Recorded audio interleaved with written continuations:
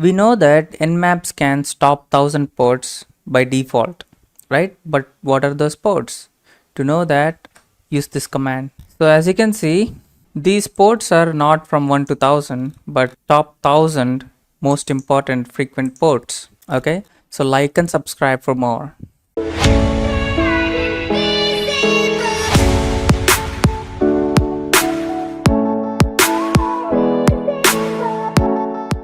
Hey amazing hackers, I'm TORHAT from HM Cyber Academy.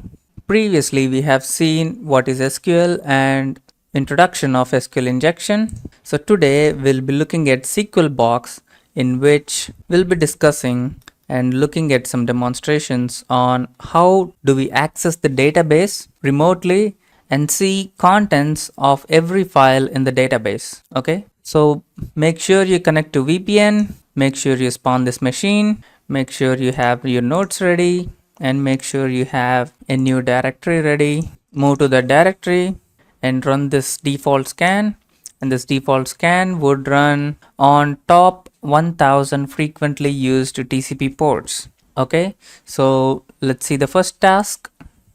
The first task is, during our scan, which port do we find serving MySQL? So let's look into the scan. We have already seen that the top 1000 ports that are frequently used will be listed as default ports, right? Out of these, MySQL can use some of these ports by default. Okay, so one of such ports is 3306, which is listed over here.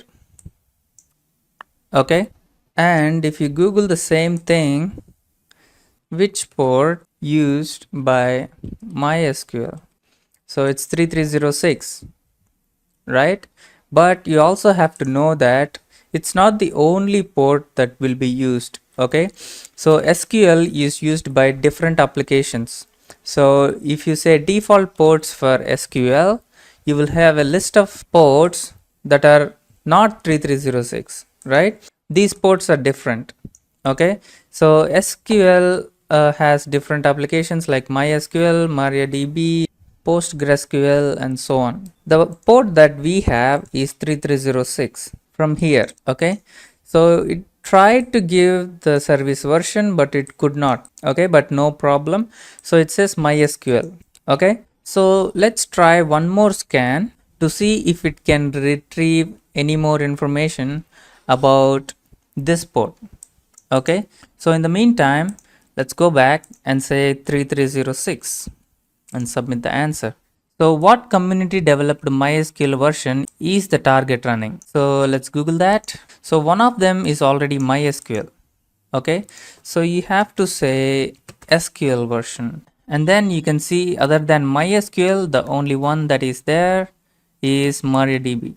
But the Microsoft SQL Server is a trial version. Okay, but let's see if the scan reveals any more data. Looks like there is a firewall that is protecting the target machine from some aggressive attacks.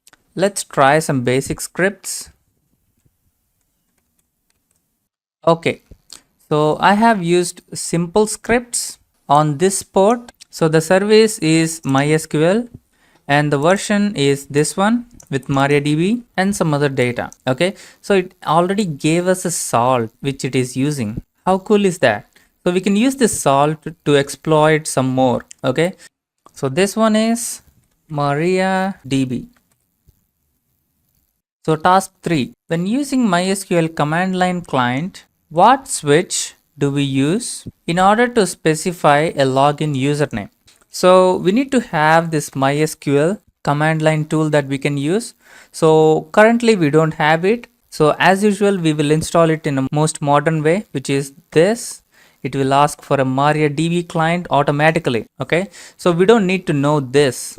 Okay, so we just need to know which command to use, and if you press enter, the APT will automatically pick up and it will download this thing so that you can execute this command. Okay, how cool is that? So you type your password and enter. So now you can use MySQL command. Okay, so if you just type MySQL, just detect something. So let's say MySQL hyphen help. So we need to focus on these switches, right? So among these switches, we want to know which one can be used to specify a login username, right? So as you can see, this one is used for a username, right? -u, control C, and it's done.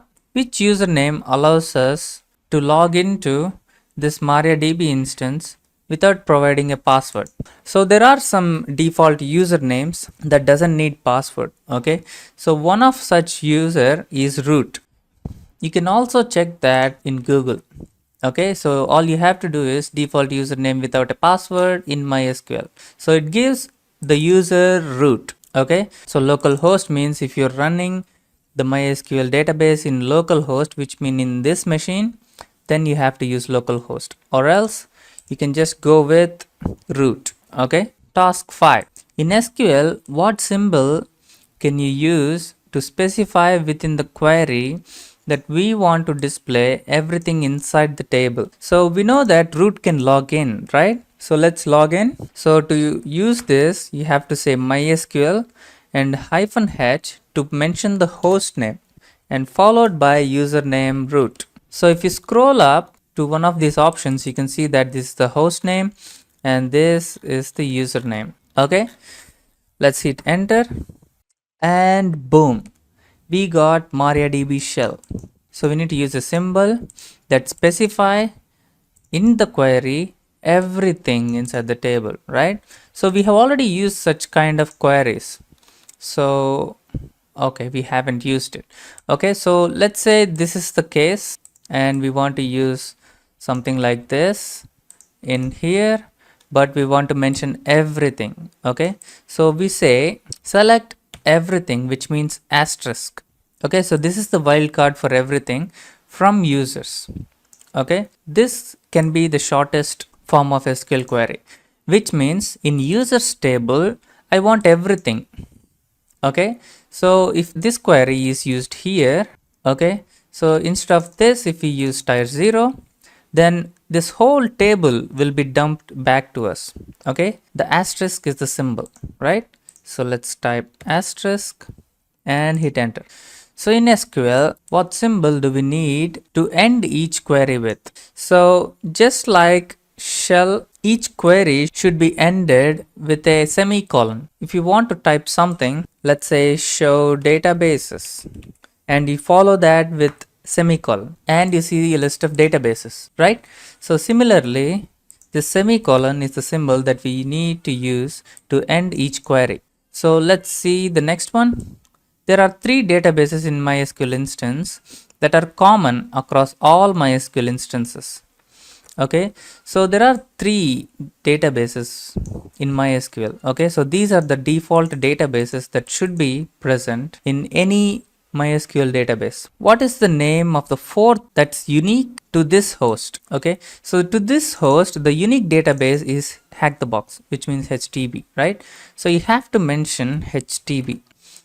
And it's done. So we just have to submit the root flag. So we need to find that. So we know that this database is the one that we are focused on, right? So we need to say use that database. Okay, so use HackTheBox followed by semicolon, database changed. Now it is HackTheBox. So now in this database, we need to see what is the data, right? In SQL, data is stored in tables, right? So we need to say show tables, semicolon, and we have 2 tables over here. So now we can say select everything from users. So this users table might have some juicy data, right? So let's see what it has. So it dumps the whole table and it shows that it has admin and the email.